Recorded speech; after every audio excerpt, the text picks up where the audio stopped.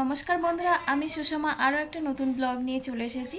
তো বন্ধুরা, কাছে দূরে দেশ ও দেশের বাইরে যে যেখান থেকে আমার ভিডিওটি দেখছেন, আশা করি আপনারা সবাই খুব ভালো আছেন। তো বন্ধুরা দেখুন, বেশ কিছুদিন ধরে কিন্তু আপনাদের সামনে কিন্তু ডেলি ব্লগ নিয়ে আসতে পারছি না। তো তার কারণ হচ্ছে বাড়িতে কিন্তু নানা রকমের সমস্যা চলছে, মানে সব শরীর খারাপ। তো ওই মতো অবস্থায় যে ঘুম থেকে উঠেই যে সারাদিনের যে মানে সকাল থেকে সারাদিনের যে ভিডিও করা বা শ্যুট করা বলুন, তো সেগুলো কিন্তু হয়ে উঠছে না। তো বলেছিলাম যে ভাগনা আছে বাড়িতে, তো তারও কিন্তু এখনও শরীর ঠিক হয়নি। তার জন্ডিস, তার ডেঙ্গু, তার টাইফয়েড, ম্যালেরিয়া সব কিছু টেস্ট করা হয়েছে, কোনো কিছুই নেই, কিন্তু তার জ্বর কমছে না এখনও পর্যন্ত। তো এরকম ব্যাপার। তো আজকে ছোট্ট একটা ভিডিও নিয়ে চলে এসেছি। তো আমি কিভাবে ইলিশ মাছ রান্না করি, তো সেটাই আমি আপনাদের দেখাবো। তো এই যে দেখুন, প্রথমে তো এই যে সাদা সর্ষে একটু ভিজিয়ে রেখেছিলাম। তো সর্ষে এখন পেস্ট করে নেব, ওই জন্য অল্প একটু লবণ দিয়ে দিয়েছি যাতে তেতো ভাব না আসে। তার সাথে দুটো কাঁচা লঙ্কা আর একটু হলুদ গুঁড়ো আর সামান্য 1 চিমটি লঙ্কার গুঁড়ো সব কিছু একসাথে দিয়েই আমি পেস্ট করে নেব। তো ওই জন্য আলাদা করে আর ওগুলো আমাকে মাখতে হবে না।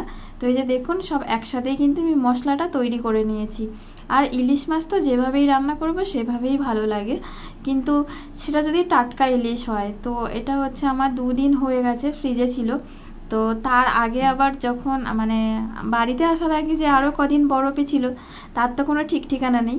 আর এর সাথে দেখুন 2 রকম মাছ আছে। তো ইলিশ মাছের সাথে আরও কি একটা মাছ আছে, তো সেটা কিন্তু ইলিশ মাছ না, তবে ইলিশ মাছের মতো ওরকম কাঁটা আর কিছুটা ওরকম খেতে। তো ওই জন্য ইলিশ মাছ তো হালকা ভাজে, অনেকে আবার কাঁচাই করে, কিন্তু যেহেতু মাছটা 2 দিন হয়ে গেছে ওই জন্য আমি মাছগুলো ভেজে নেব। তবে খুব কড়া করে ভাজবো না, মিডিয়াম মাছগুলো ভেজে নেব। ওই জন্য লবণ হলুদ মাখিয়ে নিয়েছি। তো বন্ধুরা, জানি না আবার কবে থেকে ডেলি ব্লগ দিতে পারবো, এমনি ইচ্ছে করে না, মানে ভিডিওর ভিউজের যা অবস্থা। কালকেই দেখুন না, তোজো আর তানের একটা ভিডিও দিয়েছি, তো 50টাও কিন্তু ভিউ হয়নি। তো এরকম পরিস্থিতি, কিন্তু সময় নিয়ে কিন্তু সবার ভিডিও দেখে আসছি। তো যাই হোক, ওসব কথা আর না বলাই ভালো। যার ভালো লাগবে সে দেখবে, যার ভালো লাগবে না সে দেখবে না। জোর করে তো কাউকে কিছু বলা যায় না। তো এই যে দেখুন, মাছগুলো ভেজে নিচ্ছি। আর বাড়িতে এরকম এই যে ভাগনা অসুস্থ, এবার দিদি আছে, জামাইবাবু আছে, বাড়িতে সবাই আছে, সব সময় ওর কাছে বসে থাকছে, কখনো মাথা যন্ত্রণা আর জ্বর তো মানে কমছে না। তো এরকম পরিস্থিতিতে যে বাড়িতে যে ভালো মন্দ রান্না খাওয়া খুশির যে একটা ব্যাপার, শুরু থেকেই মানে সারাদিনে যে ডেলি ব্লগ সেগুলো সেই জন্য শ্যুট করতে পারছি না। তো জানি না আবার কবে থেকে আগের মতো সব কিছু করতে পারবো। তো এই যে দেখুন, মাছ ভাজা হয়ে গেছে। আর এই যে সর্ষেটা যেটা আমি পেস্ট করেছিলাম, ওটা কিন্তু আরও একটু ভালো করে আমি একটু জল দিয়ে ওটা কিন্তু মানে মিক্সড করে নিলাম।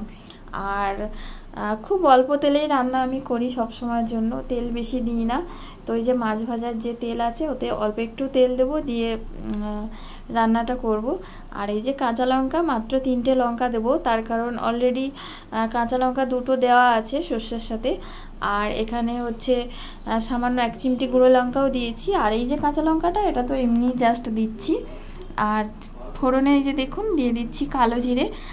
আর কি বলুন তো, এই যে রান্নাটা করছি না, এই রান্নাটা কিন্তু আমাদের সুন্দরবনে কিন্তু এইভাবে কিন্তু ইলিশ মাছ রান্না করে। তো আমি কিন্তু সেইভাবেই করছি। তো ওখানেই দেখতাম যে মারা যেভাবে করতো, আমি কিন্তু সেইভাবেই করছি। এক কথায় গ্রাম্য স্টাইলের রান্না। তো যাই হোক, কালো জিরে দিয়ে দিয়েছি। আর এই যে দেখুন, কাঁচা লঙ্কা দিয়ে দিয়েছি। আর কিচ্ছু করব না, যে মশলাটা পেস্ট করে রেখেছিলাম সেই মশলাটা তো একটু আগে একটু জল দিলাম, ওটাই কিন্তু আমি এই ফোড়নের ওপরে দিয়ে দেবো। আর এই যে দেখুন, আমার সব কিন্তু খুন্তির ওপরে পড়ে গেছে জলটা। তো যাই হোক, তো বন্ধুরা দেখুন, বাড়িতে তো ওই অবস্থা, ওই ভাগনার শরীর খারাপ।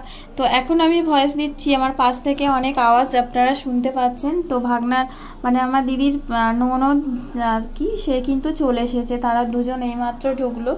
তো ভাগনাকে দেখতে এসছে, তো সবাই কথা বলছে। তো সেই জন্য একটু মানে একটু মানিয়ে নেবেন আপনারা, একটু কষ্ট করে একটু শুনবেন। আর এই যে দেখুন, ঝোলটা কিন্তু ফুটে গেছে অলরেডি। আমি ঝোলে আর কোনো কিছু দিতে হয়নি, তার কারণ আমি যখন মশলাটা রেডি করেছিলাম তখন কিন্তু সব কিছু দিয়ে দিয়েছিলাম। আর ইলিশ মাছ ছিল মাত্র 4 পিস, তার সাথে যে মাছটা ছিল ইলিশ মাছের মতো খেতে, তো সেই 3 পিস ছিল, সেটা আমি আর আলাদা করে করিনি, একসাথেই কিন্তু করে নিয়েছি রান্নাটা। আর এই যে দেখুন, রান্নাটা কিন্তু প্রায় আমার রেডি হয়ে এসছে।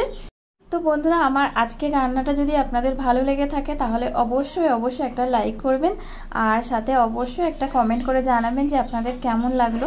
আর এই যে দেখুন আমি সবশেষে একটু কাঁচা পাকা লঙ্কা দিয়ে দিচ্ছি, এটা জাস্ট দেখতে সুন্দর হওয়ার জন্য। আর এই ভাপে ভাপে লঙ্কাটা জাস্ট একটু সেদ্ধ হয়ে থাকবে। আর নামানোর আগে এই যে 1 চামচ সরষের তেল আমি উপর থেকে দিয়ে দিচ্ছি। তো বন্ধুরা এই যে এবার কিন্তু আমার রান্নাটা কিন্তু ফাইনাল মানে একদম কিন্তু হয়ে এসছে। তো এবার আমি গ্যাসটা বন্ধ করে দেব। তো বন্ধুরা যদি আমার চ্যানেলে নতুন হয়ে থাকেন আর যদি আমার ভিডিওটা আপনাদের ভালো লেগে থাকে তাহলে অবশ্যই আমার চ্যানেলটা সাবস্ক্রাইব করে পাশে থাকবেন। তো বন্ধুরা দেখুন ফাইনাল এই হচ্ছে আমার ফাইনাল রান্নার লুকটা।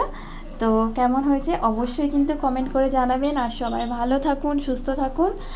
দেখা হচ্ছে পরের কোনো ব্লগে।